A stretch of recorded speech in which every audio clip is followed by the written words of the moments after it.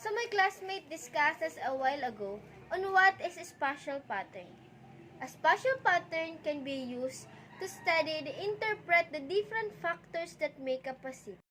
So today, the part that I will be discussing are the different tools that we can use in interpreting this data, the different types of patterns, and administering and managing a city for continuous progress and development.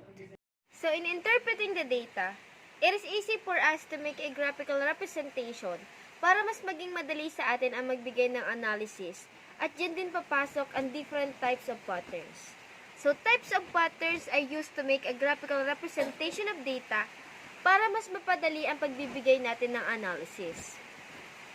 And the first type of pattern is a point pattern. Point pattern is a spatial pattern that is composed of closely arranged and somewhat organized points. So commonly, the main purpose of this is to determine if there is a tendency of events to exhibit a pattern over an area as opposed to being randomly distributed. So one example is the monitoring of migration in the city, which has become a major issue in the city. So using this pattern, city managers and administrators can see where immigrants from the city tend to settle for shelter.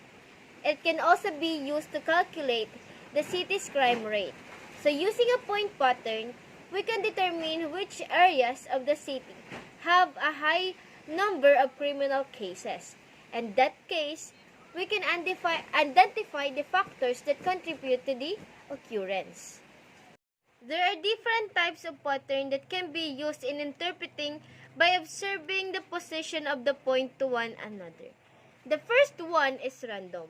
So when points are said to be organized at random, it means that any point is equally likely to occur at any location, and the position of any point is unaffected by the position of any other point. It means that the occurrence of a future event is unaffected by the occurrence of a previous event. For example, in establishing various businesses in the city. The second one is uniform.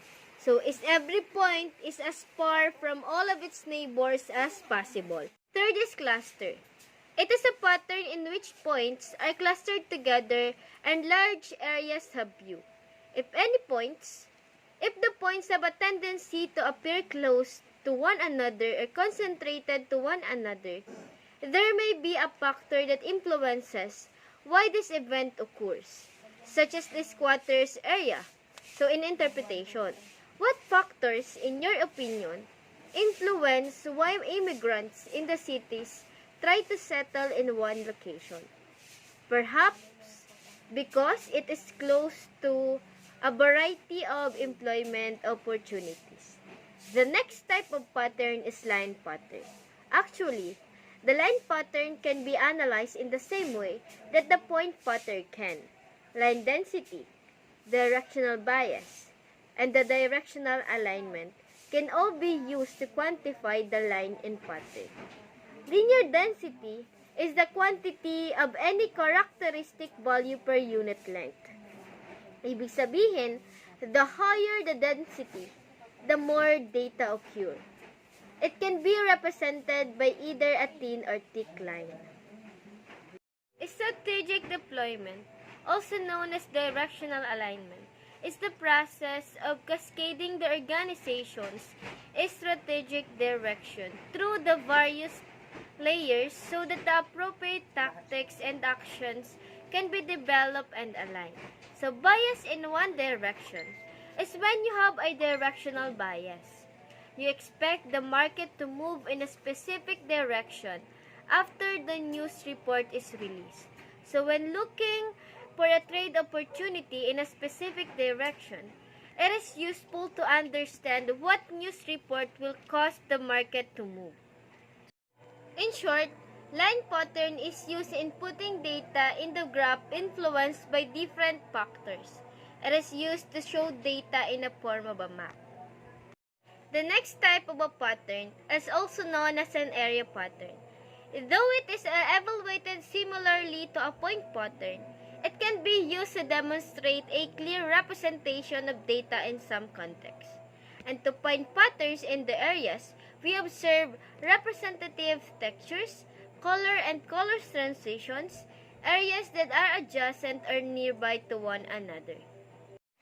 Types of a spatial pattern is clustering. Clustering is the task of dividing the population or data points into a number of groups such that the data points in the same groups are more similar to other data points in the same group than those in other groups. So, ang ginagawa ng clustering ay ginugroups niya ang population into different characteristics. Halimbawa, poor, middle class, rich, as well as religion, employed and unemployed. Absolute and relative distance and direction. So, sa absolute distance, exact measurement of the physical space between two places. Relative distance is the approximate measurement of the physical space between two places. So, sa absolute location, is given in degrees of latitude and longitude. Global location or a street address or local location. For example, Paris, France, 48 degree north latitude and 2 degree east longitude. The White House is located at 1600 Pennsylvania Avenue. Kung mapapansin niyo yung mga riders baga, naghihingi sila ng exact location, naghihingi sila ng address, purok, kung saan. 'Di ba? Pag sinabi naman nating relative location, yun yung kung saan ka mas malapit. Halimbawa, ang bahay mo ay kami, halimbawa sa Sagip, tapos malapit ako sa outpost ng napilihan. That was a relative location. Depends upon point of reference.